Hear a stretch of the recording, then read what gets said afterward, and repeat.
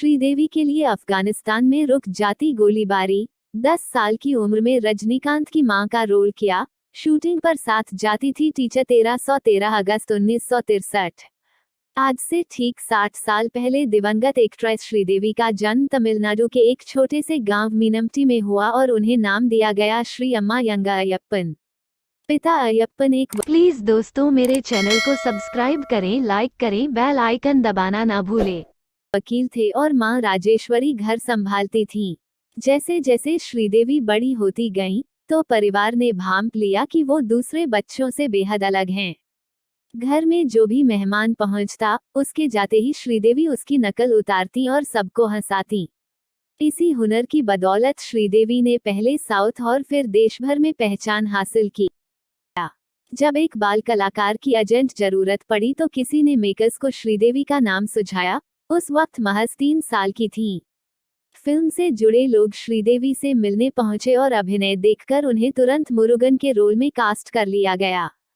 Film के लिए makers चाहते थे कि श्रीदेवी का सिर मुंडवाया जाए, लेकिन उनकी मां अड़ गईं कि बेटी के बाल नहीं कटने देंगी। ऐसे में मेकर्स ने उनका लुक बदल दिया। फिल्म कंधन करुणाई 1967 में रिलीज हुई, तब श्रीदेवी 4 साल की हो चुकी थीं।